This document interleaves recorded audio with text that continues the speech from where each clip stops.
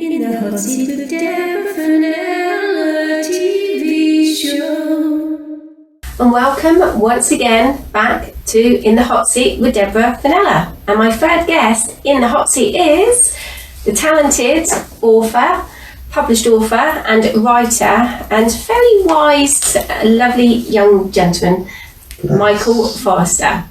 Good afternoon. An enlightened one, I want to say. It's good to be with you today. Thank you for having me. Oh, you're welcome. Thank you so much for coming in today. Now, you've been very busy, haven't you? Writing lots and lots of books. It's been going on a long time now. I've got my current stable of published books here today. We have 7 of them. There's 20 years work here with me today. Wow, 20 years. There's also 3 more books here as well. So you've been very busy, haven't you? Yes, it's a time-consuming job to write, and an even more time-consuming job to promote your books once they have been published. So it's a full-time occupation now. I've been doing this full-time since 2015. Now, on your website, you've put on there is only one journey.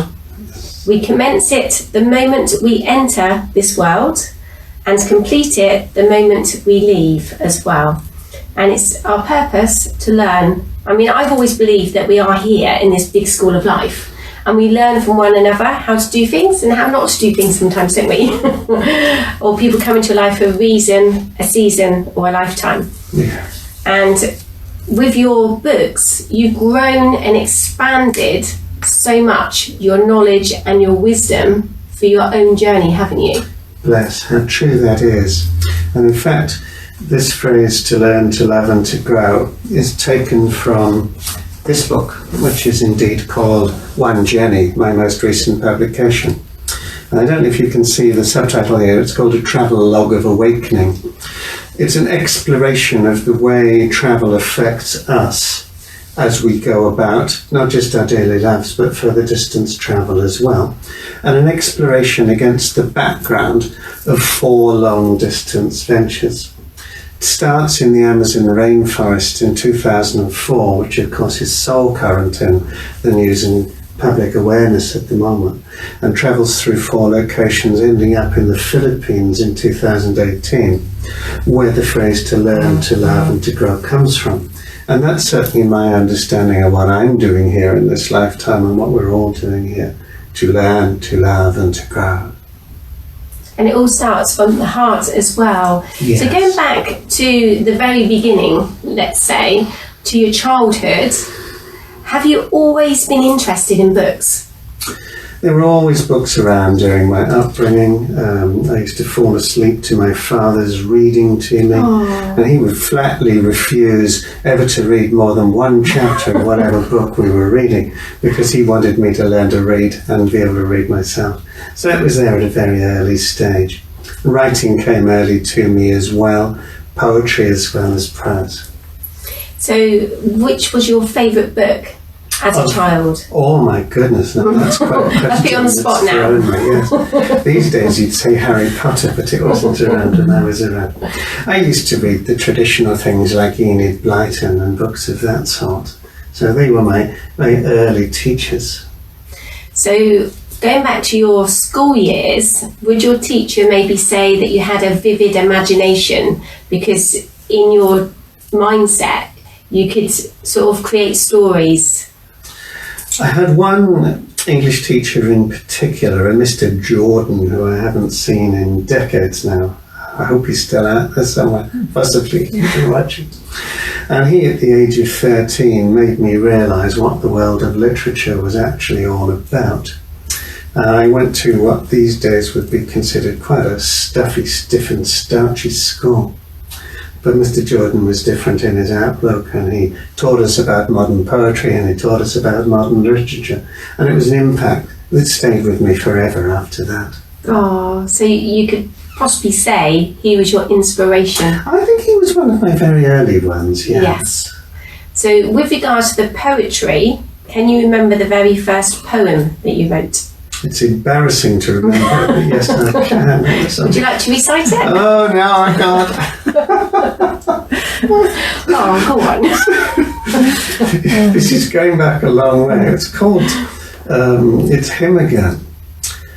I think it went something like, it's him again, it must be him. It really must be him. 'Twas him who jumped the garden gate and left the others in. It goes on about wrecking a garden by this him who is never actually identified. You're very good at putting me on the spot. Nobody warned me about this. I'm very gentle, don't worry. But with regards to the actual him, it does get you guessing.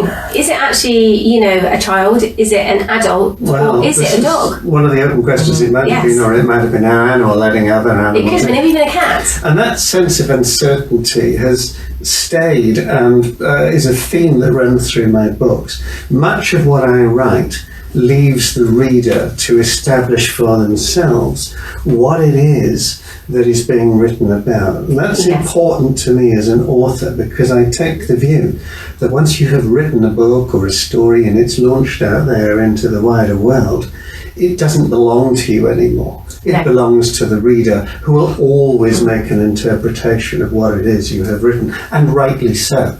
That's the purpose of literature. That's what enables it to support us to learn, to love, and to grow.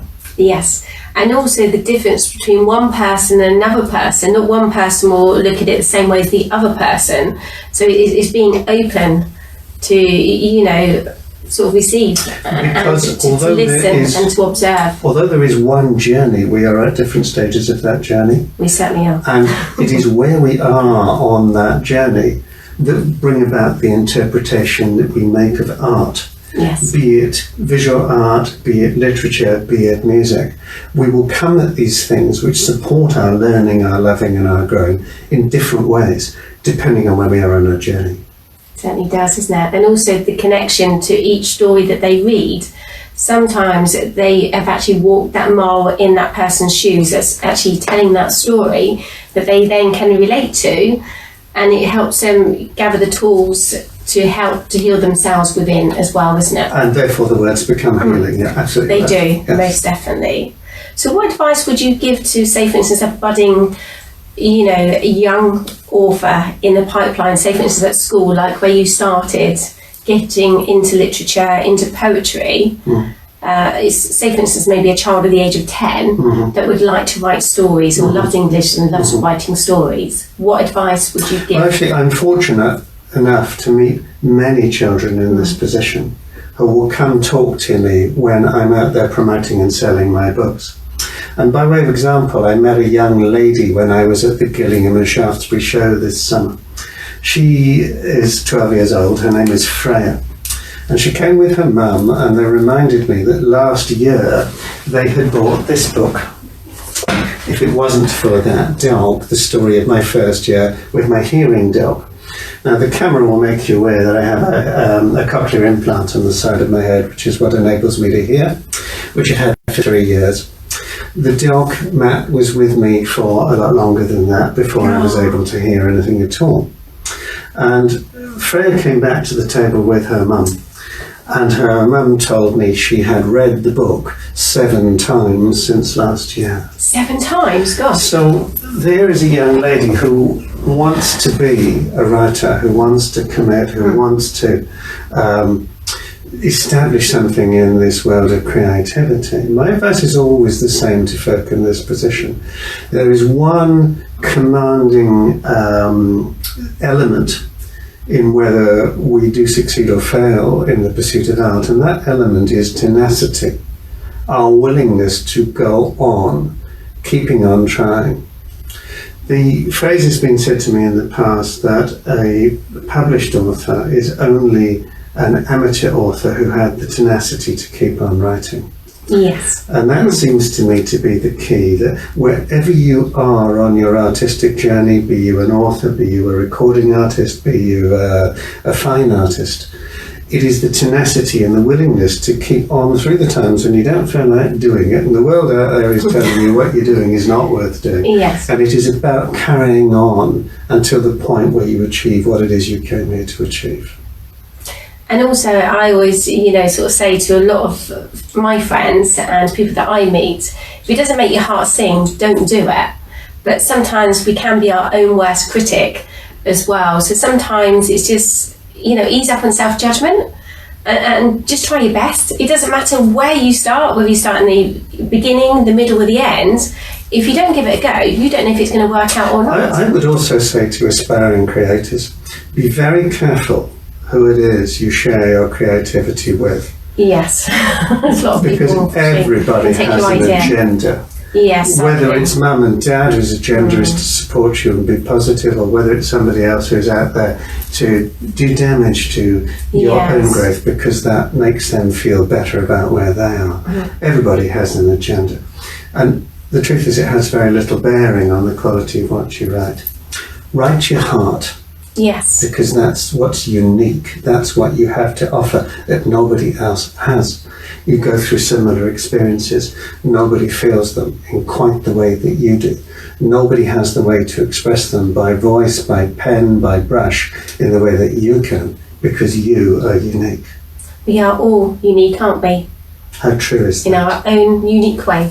And also, each and every one of you are amazing just the way you are. And don't let anyone else knock your confidence or self-worth or self-esteem. Believe in you and shine bright as well. So getting back to the writing, would you say there's a particular time in the day that you like to write? Is it the early hours of the morning, in the afternoon, or early morning? Are you with me, or late at night? I can write at any time, depending on how the flow of words is coming, but it's particularly strong first thing in the morning. Right. And my ideal writing period is between about 5 and 7 or 5 and 8 in the morning.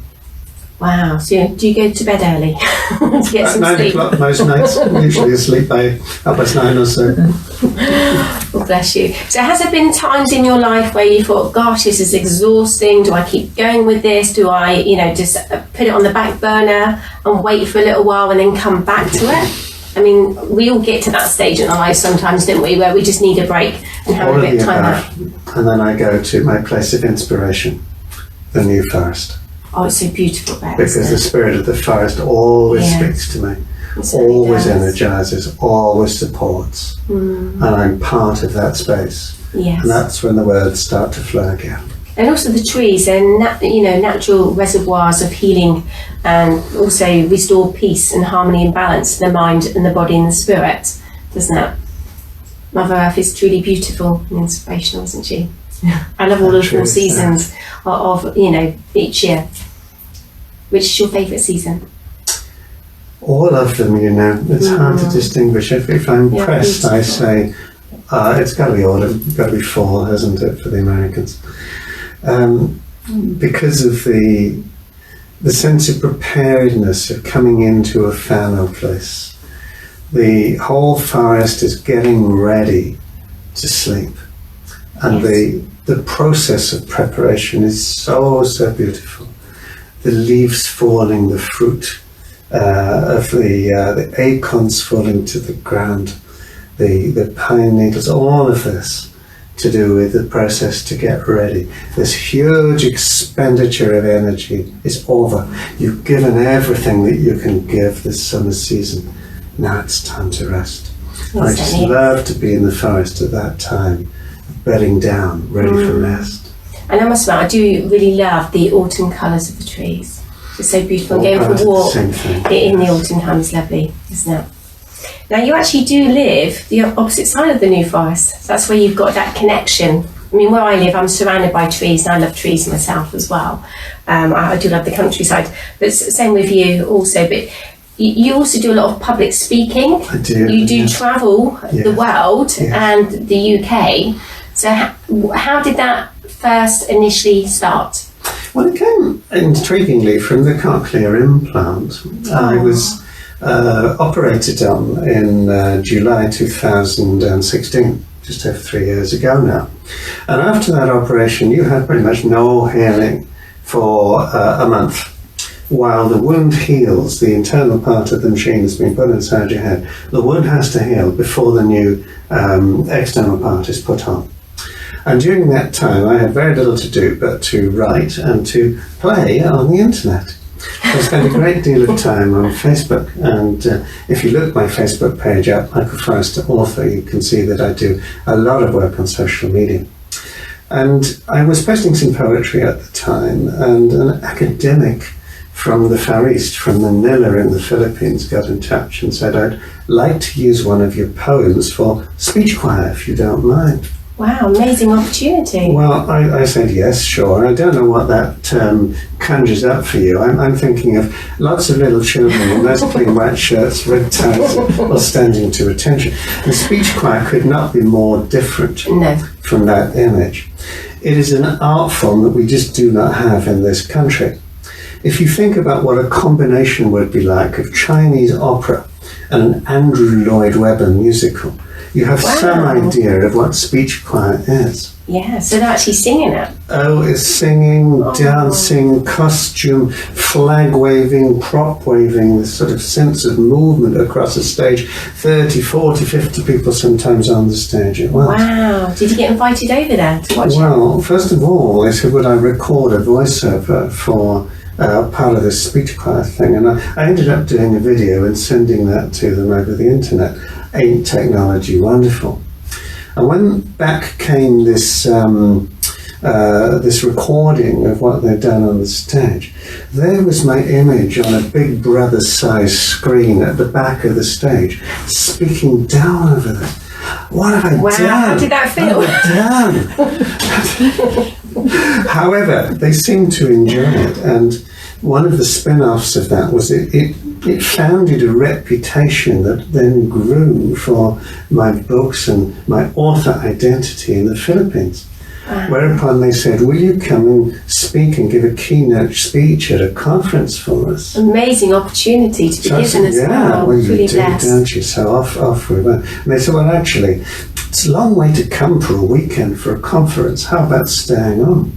So we ended up doing a 3-week managed tour in the Philippines, 2017, and then being invited back for a wider tour of the Far East, 2018, where we did indeed go back into the Philippines, but also took in Thailand and Cambodia as well. So there was a certain reputation established, which persists to this day. Many of my followers on Facebook and so on are young Filipino folk, perpetually saying, when are you going to come back? When are you going to be back again? So my hope is, yes, I will be able to go back before too long. It obviously was your divine purpose and divinely orchestrated for you to go over there in the first place. I do believe in fate. There is a and law of benefit, there is attraction. a connection, and it was writing for them that led me to the phrase, to learn, to love, and to grow. Yes, because it all starts from the heart, doesn't it? Oh, true. Love one another and be kind to one another as well. I think there's so much disruption going on even now, today, across the world, and I think peace is the answer, isn't it? Well, kindness to yourself is, to me, where It does. starts. It all starts with you. Commonly will not be kind to themselves. Be kind to yourself. Yes. Be kind to the planet on which you live, and be kind to those people who are around you. Yes. That is what will engender learning, loving, and growing. And the unconditional love will expand all the way around you, which is amazing. So, was your dad an author? Funny enough, yes, he was, Yes, actually. I That's felt he interesting. was. You got it. Although he never went as far as publication, but he did love to write, yeah. He must have been so proud of you. I hope so. We have a strong connection for obvious reasons. What was his sort of favourite genre that he liked to write He about? used to write children's stories. That was what he liked did he? doing most of all. Yes. Oh, bless him. And can you remember the first story that he wrote? Well, I can remember many stories that he told me, and he would build realities around those stories. So very early on in our childhood, he invented something called the blue rose. And it became the focus, the lost blue rose that has to be found. Oh. And he would then set trails for us around the garden and so on, looking for the blue rose. Did you ever find it? We did. And he usually That's found good. some kind of reward alongside it. Maybe some sweets. Something along those lines, if I recall correctly. Oh, bless you. So what do your family think about your path? They must be really proud of you, your extended family. Well, my for the family work that you're origin's doing. gone now, but my younger family, my elder daughter in particular, Naomi, and may well be watching this, is a great fan. She says that her father's writing intimidates and inspires her in equal measure. Oh, And I couldn't have a better compliment paid than that, could I? It certainly is. And does your daughter write as well? Or do poetry? She does, yes, Does she does. But I don't think she's published anything other than academic papers. She's Dr. Naomi Jacobs, if you want to look her up on the internet. Oh, you must be really proud of your daughter. I am hugely proud. First PhD in the family. Oh, congratulations. Oh, bless her. So her book will maybe help the masses as well, through her knowledge and wisdom that she's gained through obviously getting her PhD in doctorhood. Yes, I hope so. Awesome, isn't it? So let's go through some of your books. You've got lots here. We've got 7 altogether. So let me choose one. We've already spoke about the dog. Now, I've been really blessed. And Michael's actually given me a book. And again, I love the forest. I love Mother Earth and the trees and everything else. But it's called Forest Rain. And it says the spiritual learnings of New Age. Now, there's lots of planetary changes taking place at the moment. We're in the equinox as well. And there's lots of changes going on an ascension level, isn't there? So, what guided you to write this book? A direct connection with the spirit guide with whom I work, Comar. The book was engendered back in the millennium year as a result of a nervous breakdown.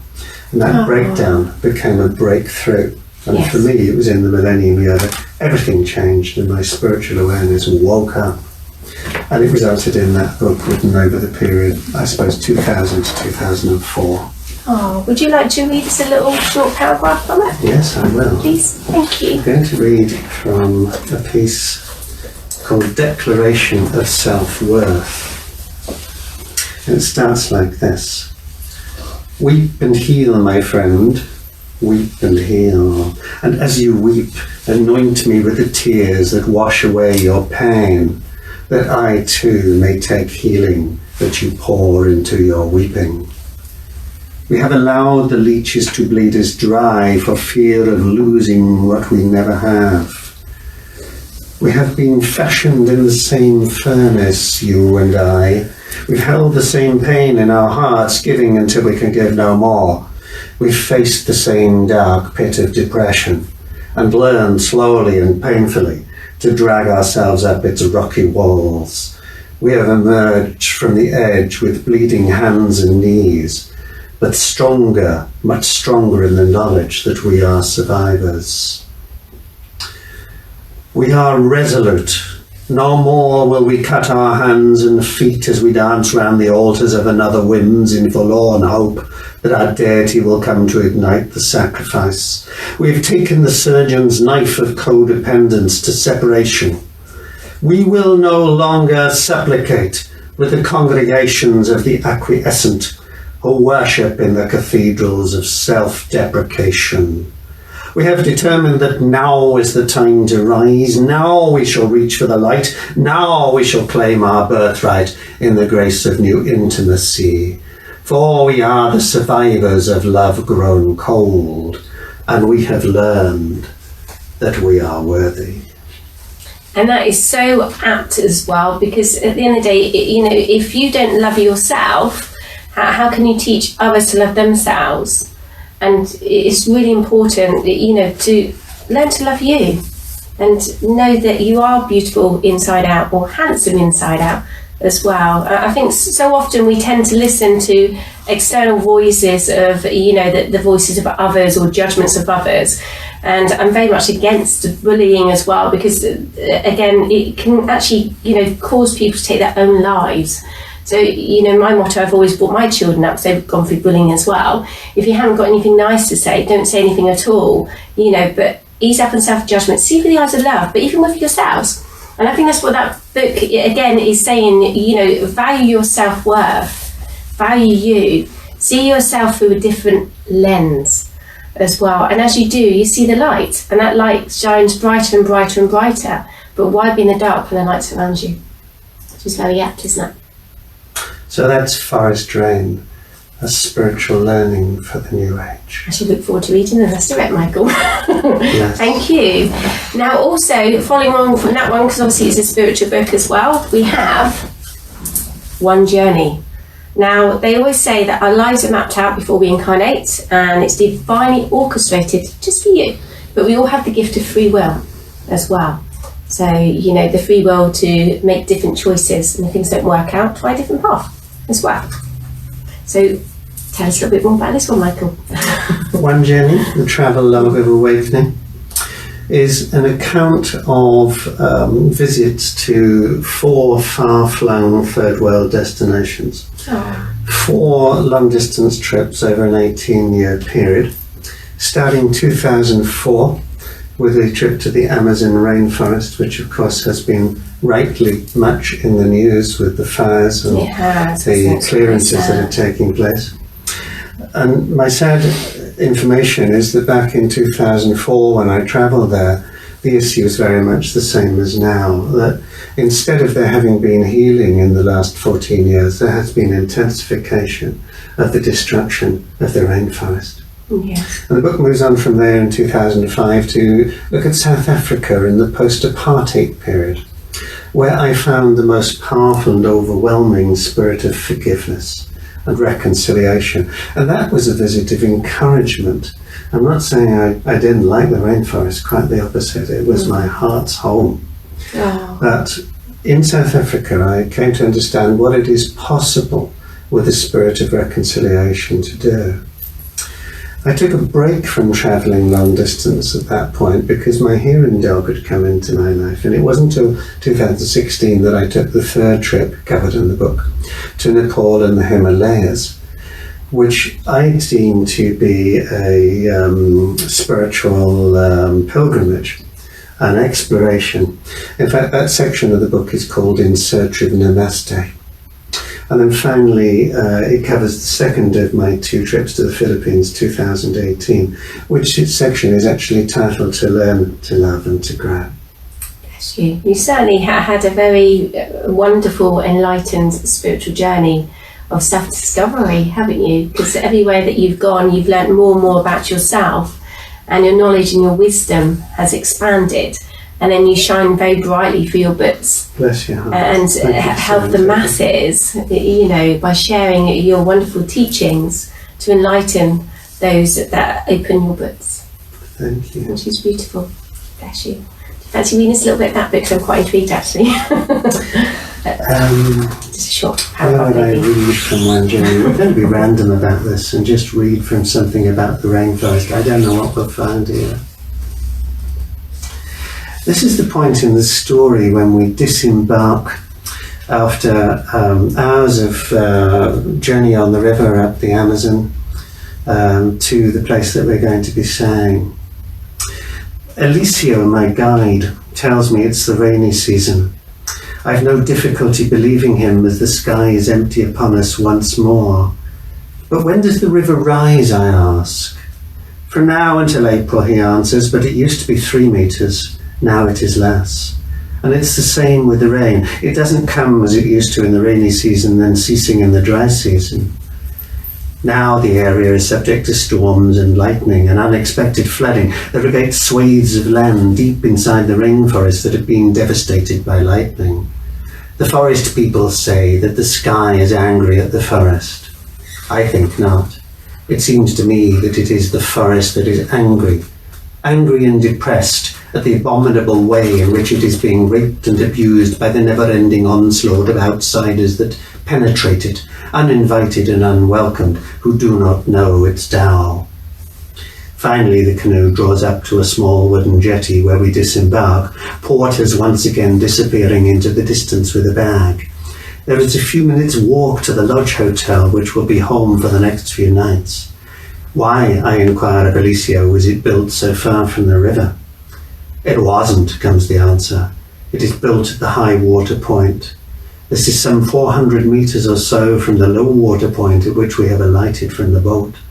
I'm beginning to understand how everything in this region has to account for the breathing of the river, its inhalation and exhalation, taking it from low water to high water and back again each year. Oh, wonderful book. And again, the rainforest needs a lot of help even today, and the power of prayer is phenomenal. So, even if you're not a Reiki master or do healing yourselves, just by sending out a prayer to, all over the world, those prayers are heard, and the healing is sent as well, and also to the rainforest. I mean, my cousin, she was very blessed to go there herself when her marriage broke down, and she spent time with the monkeys in the rainforest and attending their every need. And it was a bit like her journey of her own self-discovery and healing time as well. And she spent about 4 months out there, and she'd done amazing work. I mean, I've never been blessed myself to go there, but who knows where my path might end. I might end up there one day. But a wonderful opportunity for you to go there, and it sounds like you've done amazing work. You cannot give to the planet without the planet giving back to you. Most definitely. That's symbiosis of what we are upon this world. Like this, as we give, we receive back. It's, the eternal flow of giving and receiving, isn't it? But being open to receive back. Because sometimes when you're over giving, you forget to receive back, and then you can become quite drained and exhausted. So balance giving with receiving back, and be open to receive. So moving on to some other books as well. If any of you got any questions that are watching us, if you'd like to maybe ask any questions, I can ask Michael for you.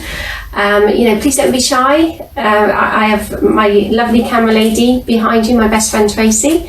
She can tell me. And also the lovely Tom as well. He's also behind the cameras. So you can't see them, but you will at the end of the show. I'll get them to quickly pop and show their faces as well. But if any of you got any questions that maybe you'd like to become a budding author yourself, or you're on your spiritual pathway, or on your pathway self-discovery, and you don't know where to start, please feel free, don't be shy to ask a question, and I can ask Michael for you. Sensing as you're talking, there's somebody out there who has a specific question about authorship that needs to be asked. So please do send the question in, and we'll deal with it for you. Yes. Any questions coming up, Chris? Yeah. No, don't be shy. And say you're the opposite side of the camera, so no one can see you. Bless you. We'll have a little think about that one. Now, also moving on to other books. Now, one of them that you've wrote is called The Goblin Child. Now, how did that one come about? This is a short story collection, a collection of stories that are all connected, but the connection won't become obvious until the last one. Okay. 30 stories written over 15 years or so. Wow, 30 stories inside this book? Gosh. Some of them very short, just a page or so long, some a little longer. The longest, I think, is 37 pages. So is The Goblin Child a bit like Dennis the Menace, always getting up to mischief? No, The Goblin Child, the title story, is about a woman who believes she's going to give birth to a goblin. Oh, really? Ooh. And like many of my stories, it's metaphorical. Yes. Oh, and did she? She gives birth, but I'm not going to tell you what she gives birth to. That's not fair.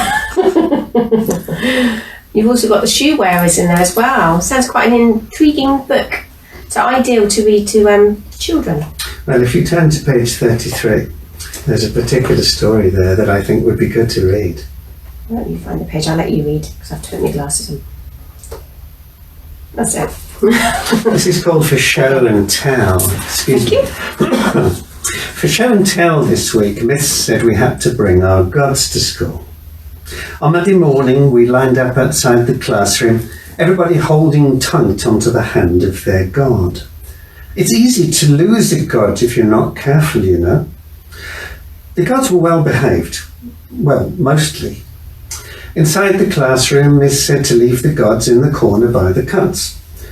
I'm afraid they got into a bit of a muddle, so that at show and tell time, some of the kids couldn't find their own god. Then there were arguments over whose god was whose. Some of the kids started crying and others were fighting. Ali and Mary had grabbed the same god. They both said it was theirs and no one else's, and they pulled so hard it broke. They ended up with half a god each, and now they won't speak to each other. I suppose a bit of a god is better than no god at all, but I think it would be better to share the god. Gods like being shared, and they work much better when the children allow them to be whole. James said it didn't matter anyway, because his god was the only one that was real. That made Amber cry and throw hers away. She said she didn't want a god if it wasn't real. Later, when she'd stopped crying, she realised that James was wrong and her god had been real after all. She went to look for her, but don't think she's found her yet. When my time came to talk about my god, I was a bit shy. You see, he's a very old god. He was my dad's when he was a kid, and his dad's too. He's really worn from being cuddled and loved so much. I don't care though. He's very wise, God. I tell him all my troubles in bed at night. Sometimes I wonder if he's nearly worn out. He can take so long to answer me. That's so apt, actually, isn't it? You know, when you look at Bruce Almighty, I love that film.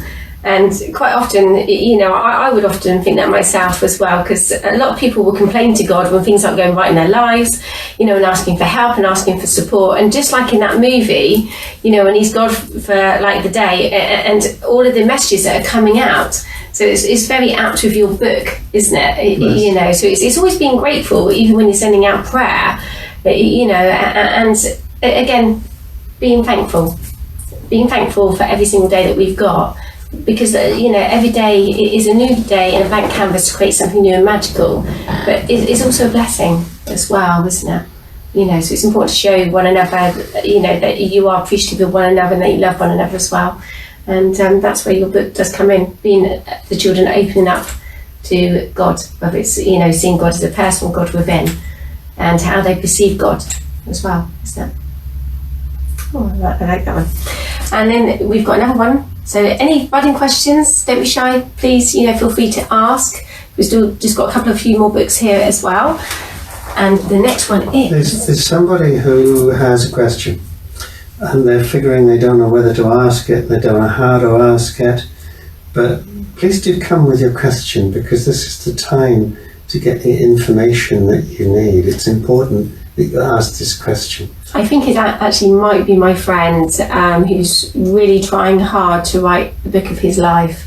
Right. He's struggling, bless him, and he needs a little bit of help. But I'll tell you a little bit more after you know, the interview today, and maybe you could help him as well. Honoured to do so. Gavin, if you are watching, I won't say your surname, but please feel free. Don't be shy. Just leave a little message. I say, because you know, Michael will love to help you. Okay, now moving on with this one. This one's called Dragon Song.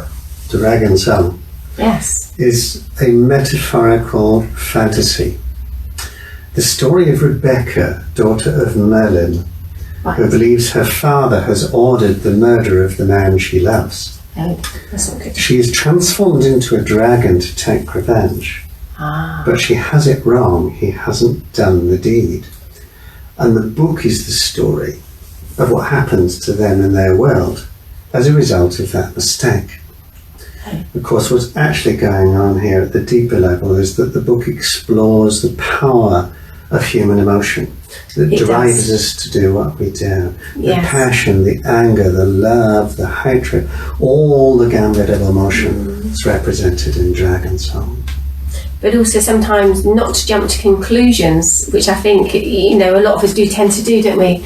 Jump to conclusions, and sometimes it's good to just go back to the person and clear things up if you're unsure, rather than, you know, to sort of like chastise them thinking that they've done something when they not necessarily did it in the first place. And that's what the book does come to. But also, again, you know, having your eyes wide open and again to forgive. Well, Rebecca doesn't do that. She's angry. She believes her father Merlin has committed this crime. And she's transformed, pleads with the Prince of Demons to transform her into the dragon Harmony, that she might take her revenge. And once she's done this, there is no going back. No. She can shift shape back into Rebecca, but there's no going back from the fact that she is now the dragon. So like they say, be careful what you wish for. You know, always send out positive, loving thoughts out to the universe, and then it comes back to you through good karma. So, you know, do good and help one another as well. Sounds a very intriguing story. But I think, again, a lot of people, you know, could learn quite a lot about that with situations maybe that they've gone through in their lives. You know, again, to learn forgiveness, isn't it? Because they say when you do forgive a person for upsetting you or hurting you, you know, at the end of the day, it's not condoning what they've done is right, but it's releasing the emotional pain, you know, and the attachment to that pain that they caused you in the very beginning as well, you know, so you're actually setting yourself free. So forgiveness is the key to inner peace, really, isn't it? Forgiveness starts in the heart. It does. I have to be willing to forgive myself Yes. before I can forgive anybody else. Most definitely. Which is true. And love yourself again. So again, we've got a couple of more books here. This one's called The Home for the Other Gods. And this is Everything is Under Control. Tell us a little bit about this book, please. Thank you. It's political metaphor. Okay. Inspired, I should say, by the dreaded Brexit and the referendum vote. Yes. It explores the power of bureaucracy in our lives, the power of the state, this creeping control that has come about. Do you know, I was watching a fictional TV programme last night that said London is the most camera surveyed city in the world with 6 million cameras. Wow. I think that is probably a factual piece of information. Gosh, that's a lot, isn't it? I do love London. But the book explores the power of bureaucracy in our lives, the effect that it has upon us. It's set 100 years hence, 2117, but it actually deals with many issues that we deal with on a day-to-day basis in our lives. Yes, and again, getting back to peace is the answer, isn't it? And to listen to one another and try to work together. And the last one is a bright pink one, Vicious, a novel of punk rock and the Second Coming. They're completely different to all of your other books. And what guided you to write this one? Do you like punk rocker music? I was not a punk rocker. It's the question I'm most commonly asked for understandable reasons. But was nice and nice and bright yellow as well. The book actually started as a series of, I thought, completely separate short stories until the characters actually forced me to bring them together into a story about a young couple stalked by a middle-aged woman who believes the boy is the reincarnation of the rock star Sid Vicious, whom she was. Do you know what I was thinking? As I was holding the book, I was thinking Sid Vicious. It just reminds me of Sid Vicious. So I was obviously interlinking with you. And if you do happen to be interested in punk or that era, then it's explored in some detail the flowering of early punk rock in London and New York in the 1970s. I've got a friend who's actually on Facebook that's a punk rocker, and Tracy and I have actually met him, and we've sung with him, and he's a fashion designer as well. I won't tell you his name, but he's ever so nice. So. Clearly he needs a copy of this. I think he does actually, don't you? I need to get to in contact with him, because we were meant to be doing a bit of singing together, so I shall mention your book. He needs to read it. So, if you're actually watching, I think you need to read this book. That's exciting, isn't it? Bless you. Well, thank you so much, talking about all your amazing books as well. So, you've had a colourful life and 20 years writing all these truly inspirational books, which a lot of them are very spiritual and enlightening and open up people's eyes as well, to bring about change, self-worth, self-love. Where do you envisage yourself in a year's time, Michael? Where would you like to go from here? Maybe a big movie? Well, there is a book turning into a movie? I believe is eminently filmable, and it is Dragon's Song. Yes. Because of the power and the passion and the strength of the storyline. So if we've got any budding producers out there, then I'm open to a contract. I've got loads of budding producers and movie directors. So if any of you are interested, I'm not sure what next movie to do, I think this is your number one, most definitely. And Ellis, if you're watching, maybe you could have a little think about this. I think that'd be really great. And we are actually going to be running a competition as well for each and every one of you here. Sorry, not here, actually watching. I'm going to let Michael ask the questions for you. Well, we're going to do a giveaway of 2 of the books. The one, if it wasn't for that dog, the story of my first year with my hearing dog, it's a heartwarming, uplifting story, and I have to tell you, everybody loves this book. It's my best-selling book by a wide margin. People forever are coming back to me, either over the internet or the website or in person, to tell me how much they've enjoyed this book. It's a super Christmas present, available from my website, michaelforrester.co.uk, as well as the dreaded Amazon as well. We have also a copy available for you today of The Goblin Child, the short story collection that we read from earlier on. But you're going to have to do a little bit more than just write in or phone in, because there are some questions that you need to answer to get one of these books. They're very easy to find the answers to by visiting my website, michaelforrester.co.uk. And there are 2 questions, and the first person to answer question 1 will get one of the books. The first person to answer question 2 will get the other book, and they are as follows. What was the name of Michael Forrester's hearing dog in his book, if it wasn't for that dog? Read that one again. What was the name of Michael Forrester's hearing dog in his book, if it wasn't for that dog? And the second question, what is the name of the free short story collection available at Michael Forrester's website, michaelforrester.co.uk? So, yes, I've deliberately let the cat out of the bag there. He's still giving you the answer where to actually find it. Well, go to the website and I'll be delighted to questions. send you a free collection of short stories.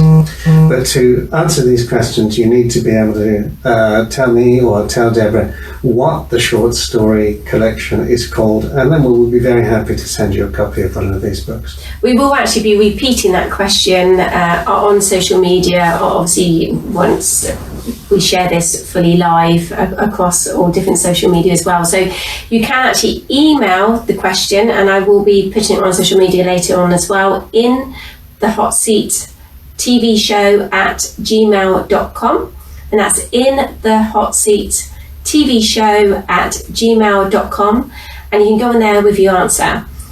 But I think, to be honest, Michael's already given you a little bit of an answer, because you'll find the answers on his website, and his website details is, again, michaelforrester.co.uk. Well, thank you so much for coming in today, Michael. It's been a true pleasure, and sharing the story as well. So namaste. Delighted Bless to you. be with you. And keep us updated in your wonderful journey. I would love to do that. And you never know, Tracy and I might end up acting in your movie, because we are budding actresses Well, I would too. love to see Dragon's And I think maybe we get Tom as well as hiding behind the camera, doing a little bit of acting, because he does do a bit of singing as well, you see. Okay. So Maybe we have what a do you budding think? star of Merlin here. I think so. Maybe he could be the Merlin, couldn't he? So. Well, thank you so much to each and every one of you for watching today, and I want to also say a huge thank you to Tracy and to Tom, who've been working hard behind the scenes, doing the camera footage as well, and also to the very amazing, talented Michael Forrester coming in today as well. So thank you so much. It's been a real pleasure meeting you today. Thank you so much for your time And today. thank you so much to each and every one of you as well, and hope you all have a blessed afternoon. So bye from me, until next time, bye. Bye bye. In the hot seat with Deborah